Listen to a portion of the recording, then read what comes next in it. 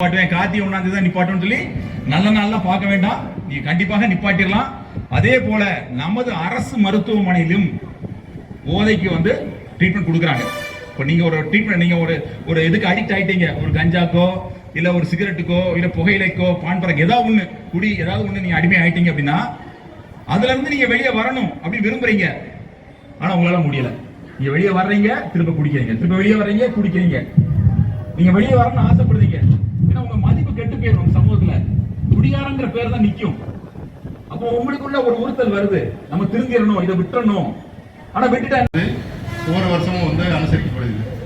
பொதுவாக வந்து நம்ம இப்போ சராசரி மனிதனோட ஆயுள் காலம் வந்து பார்த்தீங்கன்னாக்க முதல் வந்து 80 வருஷம் ஆச்சு, அடுத்து 70 வருஷம் ஆச்சு, இப்போ படிப்படியாக குறைஞ்சி 60 வருஷம் ஆயிடுச்சு. ஒரு ஸ்டாட்டிஸ்டிக்ஸ் ரிப்போர்ட் சொல்லுது இப்போ மனிதனோட ஆயுஷ் காலம் வந்து 60 வருஷம் தான். அதுக்கு காரணம் என்ன அப்படின்னாக்க நம்ம ஆல்ரெடி வந்து விவசாயத்திலே பார்த்தீங்கன்னா எல்லாமே கலப்படம், எல்லாமே பார்த்தீங்கன்னா பூச்சிக்கொல்லி மருந்து, ரசாயன உரங்கள் இது எல்லாமே போடுறதுனால நமக்கு வந்து தரமான உணவு வந்து கிடைக்கிறதில்ல. காய்கறி ஆகட்டும், நெல் ஆகட்டும், எதாகட்டும் எல்லாத்துலேயுமே வந்து ரசாயன கலப்பு இருக்குது. அப்போ என்ன ஆகுது அப்படின்னாக்கா ஆட்டோமேட்டிக்காக நம்ம பாடியில் உள்ள செல்ஸ் எல்லாமே வந்து அந்த சக்தியை இழந்துருது. இதில் வந்து அடிஷ்னலாக வந்து நம்ம வந்து போதைப் பொருளை பயன்படுத்தணும்னு வச்சுக்கலேன், கூட கொஞ்சம் உள்ள இன்னர் ஆர்கன் பூராமே கெட்டு போய் எல்லாமே வந்து நமக்கு வந்து இதாகிடுது. குறுகிய காலத்தில் ஆயுஷ்காலம் முடிஞ்சு போயிடுது. இப்போ நம்ம டாக்டர் சார் சொன்னார், அதாவது குடினால என்னென்ன பாதிப்புகள் வரும் அப்படின்னு சொல்லி, அதாவது ஆரம்பத்தில் எப்படி ஆரம்பிச்சு எப்படி முடிக்கிறாங்க அப்படின்றத சொன்னார். அதை நான் நிறைய பார்த்துருக்கோம். முன்னாடிலாம் பார்த்தீங்கன்னாக்கா ஒயின் ஷாப் போகிறதுனாக்கா ஏதோ ஒரு பெரிய அருவருப்பு, ஒரு அசிங்கம் அப்படின்ற மாதிரி இருந்தது. நாங்கள் படிக்கிற காலத்துலலாம் பார்த்தீங்கன்னாக்கா எங்கள் சீனியர் சீட், அதாவது ஒரு அது 25 வயசு மதிக்கத்தக்கவங்க தான் ஒயின் ஷாப்புக்கு தெரியாமல் போவாங்க. அது குடிக்கிறது தான் தெரியாமல் ஒழிஞ்சிட்டு எங்கேயாவது ஒரு டூருக்கு போனால் எங்கேயாவது வீட்டுக்கு தெரியாமல் அப்படி தான் குடிச்சிக்கிட்டு இருந்தாங்க. இப்போ பார்த்தீங்கன்னாக்கா ரொம்ப அசால்ட் ஆகிப்போச்சு. பெண்களும் குடிக்கிற மாதிரி ஆகிப்போச்சு.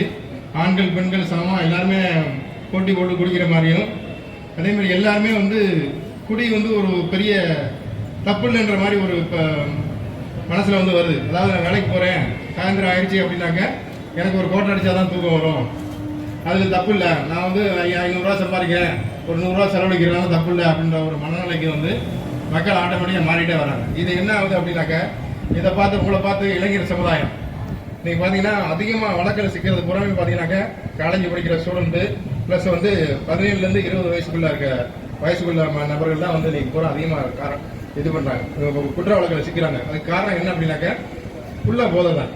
இப்போ அதாவது கஞ்சா நடமாட்டம் வந்து மேக்சிமம் வந்து போலீஸ் எவ்வளோ தடுக்க முடிஞ்சோ தடுக்கிறோம். அதையும் மீறி வந்து அது என்னதான் இருக்குது அதில் அப்படின்னு பார்க்கணும் அப்படின்ற ஆர்வத்தில் வந்து என்ன செய்கிறாங்க, கஞ்சா வாங்கி போய்க்கிறாங்க. அதுக்கப்புறம் குடிச்சு பார்க்குறாங்க. நாளையோட அது குடிச்சு போனோடனே என்ன செய்கிறாங்க, அது அப்படியே வந்து அடிக்ட் ஆகிடுறாங்க. பழக்கமானதுனால என்ன ஆயிடுது அப்படின்னாக்க சின்ன வயசுல என்ன செய்யறோம்னு நான் நிறைய இப்போ கொலை கேஸ் ஆகட்டும் மற்ற கேஸ் ஆகட்டும் என்ன நடந்துச்சு அப்படின்னு சொல்லி கேட்டோம்னா ஒன்றுமே தெரியாத மாதிரி முடிப்பாங்க. கொஞ்சம் போதையெல்லாம் தெரிஞ்ச பிறகு சார் என்ன நடந்துச்சு எனக்கு தெரியல சார், எப்படி பண்ணேன்னு எனக்கு தெரியல சார், இந்த போதை சார் நான் வந்து கஞ்சாவும் தண்ணியும் சேர்த்து அடிச்சேன் சார், அதனால என்ன நடந்துச்சுன்னு தெரியல, மூளை பிளாங்க் ஆயிடுச்சு சார் எனக்கு அப்படின்னு சொல்லி நிறைய பேர் சொல்றதை கேள்விப்பட்டிருக்கோம். ஸோ வந்து நீங்கள் வந்து அதாவது குடிக்காதீங்க. டாக்டர் சார் சொன்ன மாதிரி நீங்கள் நான் அளவாக தான் குடிக்கிறேன், 3 ounce தான் குடிக்கிறேன், ஒரு கோட்டை தான் குடிக்கிறேன் அப்படின்லாம் இல்லாமல் கோட்டை குடித்தாலும் சரி 3 ounce குடித்தாலும் சரி உள் உறுப்புகள் எல்லாமே வந்து பாதிப்படைய ஆரம்பிச்சிடும். பாதிப்படைஞ்சு ஆட்டோமேட்டிக்காக அவங்களுக்கு சுகரு, கொலஸ்ட்ராலு, ப்ரெஷரு எல்லா வியாதியும் வர ஆரம்பிச்சிடும். அதுக்கப்புறம் நீங்கள் மாத்திரை மருந்து வாழ்க்கைப்புறம் மாத்திரை மருந்து இது சாப்பிட்டுட்டே இருக்கணும். ஸோ உங்களை பார்த்து வர இளைஞர் சமுதாயமும் பார்த்தீங்கன்னாக்க அதே மாதிரி அடிக்ட் ஆகி அப்படியே தலைமுறையாக வந்து குடிக்கு போதைக்கு அடிமையாயிருவாங்க. ஸோ வந்து இனிமேல் நம்ம வந்து எக்காரணத்தை கூட குடிக்க மாட்டோம், போதைப் பொருளை எதுவும் பயன்படுத்த மாட்டோம் அப்படின்றத உறுதிமொழி எடுக்கிறனால தான் இந்த நாள்.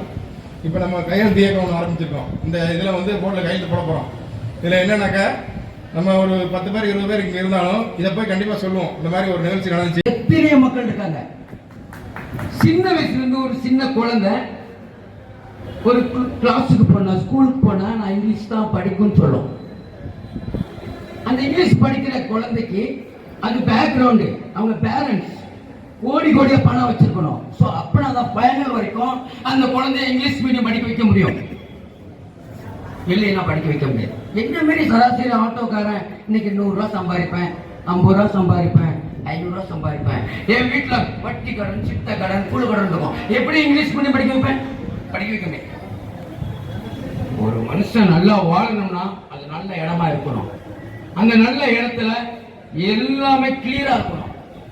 அது இல்லாம சுத்தி ஒயின் ஷாப்பு, தமிழ்நாட்டில் எத்தனையோ பேட்டி ஒயின் ஷாப் தயாரிக்கிற பேட்டரி, கள்ளச்சாயம் தயாரிக்கிற நபர்கள், கஞ்சா விற்கிற நபர்கள், நான் யாருமே குற்றம் சொல்ல. சோ இதெல்லாம் உருவாக்கப்பட்டது, முத அதை புடுங்குங்க, அது அடிக்கணும். அப்படின்னா மனிதர்கள் திருந்துவாங்க, குடிக்கிறவங்க திருந்துவாங்க. எத்தனை பைத்தியமா இருக்கும், குடி இல்லையா கஞ்சா பைத்தியமாக மெண்டல் ஆயிட்டோம், அழையிட்டோம். அதுக்கப்புறம் ட்ரீட்மெண்ட் எடுங்க. குடி இல்லாம இருந்தா மட்டும்தான் ஒரு மனிதன் தீர்ந்த முடியும்.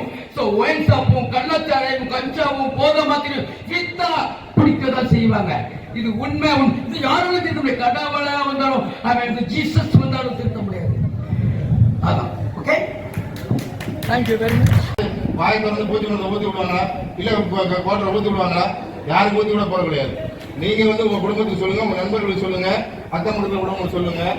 யாரும் குடிக்காதீங்க, உங்க குடும்பம் தான் கெட்டு போவோம். அதைத்தான் நாங்க சொல்றோம். அதுதான் இந்த அவேர்னஸ் மீட்டிங் வச்சிருக்கோம். முடிய மற்றபடி ஒயின் ஷாப் மூடுங்க அப்படின்னு சொல்றதுக்கு நமக்கு யாருக்குமே உரிமை கிடையாது. புரிஞ்சுங்களா? இப்போ யாராவது பூச்சி மருந்து குடிச்சிருக்கோமா போய் அதுக்கு பார்த்து சொல்லுங்க. பூச்சி மருந்து யாராவது போய் வாங்கி குடிச்சிருக்கோமா? இல்ல இல்ல, அதே மாதிரிதான் எதுவும் சொல்றாங்க. புரியுங்களா? கஞ்சா பயன்படுத்தாதீங்க அப்படின்னாக்க பயன்படுத்தக்கூடாது. பயன்படுத்தினாக்க அதனால விளைவுகள் என்னன்றது நாங்க சொல்றோம். அதே மாதிரி குடிக்காதீங்க, குடிச்சாக்கா நுரையீரல் ஈரல் கெட்டு போயிடும், குடிக்க நிதானம் இல்லாமல் போய் புத்திகள் செயல்படுறாங்க, அதனால குடிக்காதீங்க அப்படின்னு சொல்லி சொல்றோம். புரியுங்களா? அதனால அதை பயன்படுத்துங்க. இப்ப டாக்டர் சொல்றாரு இதுக்குன்னு சொல்லி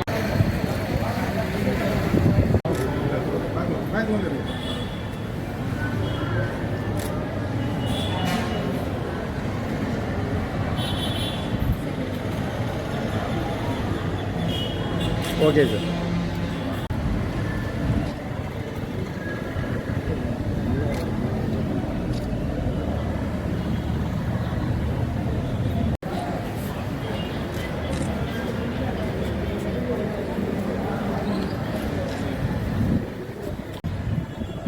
கடத்தலுக்கு எதிரான தினம் இன்னைக்கு. அதனால இந்த நிகழ்வு என்னன்னா, இந்த போதைப் பொருட்கள் இருக்கக்கூடாது, முழுவதும் யாரும் பயன்படுத்தவும் கூடாது, அதனால யாரும் பொதுமக்கள் பாதிக்கப்படக்கூடாது என்பதற்காக இந்த தினம் அனுசரிக்கப்படுகிறது. இதுல எல்லாரும் உறுதிமொழி எடுத்துட்டு இருக்காங்க. இப்ப கூட நான் நம்ம இந்த காமராஜ் காலேஜ்ல போனேன். ஒரு 450 ஸ்டூடெண்ட்ஸ் உறுதிமொழி எடுத்திருக்காங்க. நம்ம அரசனுடைய உறுதிமொழி இந்த போதைப் பொருள் எதிரானது எடுத்திருக்காங்க.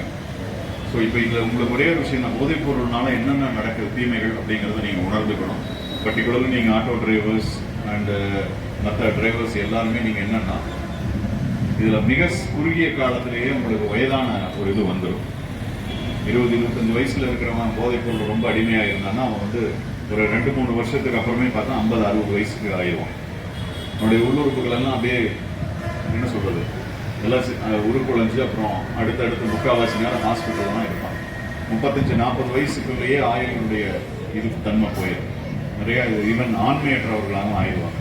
ஸோ இப்படி இருக்கிற சூழ்நிலையில் இந்த மாதிரியான போதைப் பொருட்களை நம்ம மாவட்டத்தில் முற்றிலும் இல்லாமல் ஆக்கணும் அப்படிங்கிற அடிப்படையில் தான் விழிப்புணர்வு ஏற்படுத்திட்டு இருக்கோம். அது இங்கே மட்டும் இல்லை, தூத்துக்குடி மாவட்ட முழுக்க இன்னைக்கு எல்லா இடங்களிலும், எல்லா சப்டிவிஷன்ஸ்லையும், எல்லா ஸ்டேஷன் லிமிட்லையுமே விழிப்புணர்வு நிகழ்ச்சிகள் நடத்தப்பட்டு இருக்குது.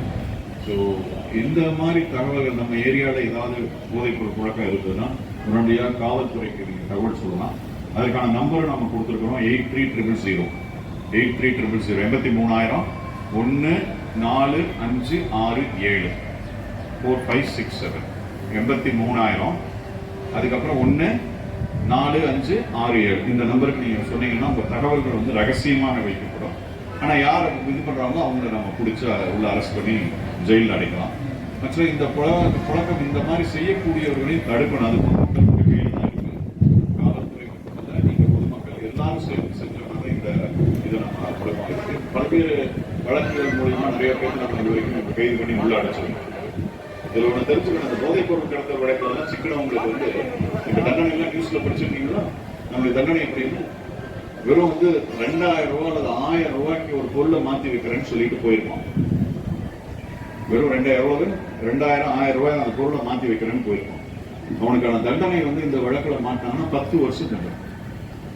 10 வருஷம். யோசிச்சு பாருங்க, 2000 ரூபாய் நீங்க ஒரு நாள்ல 2வது நாள் சம்பாதிச்சிருக்கலாம்ல. ஆனா அந்த 2000 ரூபாய் ஒரு நாளைக்காக ஆசைப்பட்டு 10 வருடங்கள் ஜெயில இருக்கணும்னா எப்படி இருக்கு? எனக்கே பாவமா தான் இருந்த ஒருத்தன் அரெஸ்ட் பண்றோம். எவ்வளவு அவனுக்கு கொடுத்தாங்கன்னா 2000 ரூபாய். ஆனா கஞ்சாவும் மாத்தி கொடுத்தான் சரக்கு. எவ்வளவு தண்டனை? 10 வருஷம் ஜெயில இருக்கணும். நினைச்சு பாரு, 10 வருஷத்துக்கு அப்புறம் வாழ்க்கையே மாறி இருக்கு. நம்மளுக்கு அரை மணி நேரம் நின்று இப்ப பேசுறப்ப, நான் இப்ப 10 நிமிஷம் பேசாம நான் ஒரு 5 மணி நேரம் பேசுறேன் நிப்பீங்களா? எல்லாரும் கிளம்பிடுவோம்ல. 5 மணி நேரம் ஒரு இடத்துல நிக்கிறப்போ, ஒரு இடத்துல உட்கார்றக்கே கஷ்டமா இருக்கிறப்போ, 10 வருஷம் வந்து நீ ஜெயில வந்து ஒரு 4 வீட்டுல இருக்கணும்னா எவ்வளவு கஷ்டம். தேவையா இருக்கு? அந்த சின்ன ஆசை, அந்த 1000 ரூபாய் 2000 ரூபாய்க்கு ஆசைப்பட்டு எவனோ சொன்னா இங்கிருந்து இதை மாத்தி கொடுன்னு சொன்னான்னா அதை பின்னால போய் பண்றதுங்கிறது மிக தேவையில்லாம. உங்க வாழ்க்கை தானே வீணா போகுது. போலீஸ்க்கு என்ன வழக்கு தானே போடுறோம், பேப்பர் வேணாம் தானே.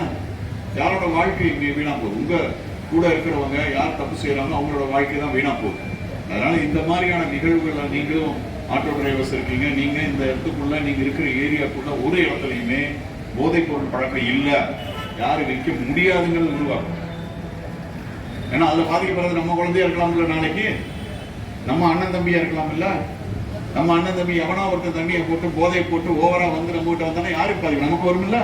நம்ம நினைச்சிட்டு இருக்கோம் மற்றவங்களுக்கு மட்டும் இல்லையே. எந்த நிமிஷம் அவன் திரும்பி நம்மளை நோக்கி வரமாட்டான்னு என்ன நிச்சயம்? நம்ம பெண் குழந்தைகள் பாதுகாப்பு எப்படி உறுதிப்படுத்தப்படும்? ஸோ இவைகள் இல்லாம நம்ம பார்த்துக்கணும். அது எல்லாம் உங்களோட ஜாயிண்ட் ரெஸ்பான்சிபிலிட்டி. இந்த நிகழ்ச்சிக்கு ஏற்பாடு செய்த நல்ல இந்த உள்ளங்கள் அனைவருக்கும் என்னுடைய நன்றியும் பாராட்டுதலையும் தெரிவிச்சுக்கிறேன்.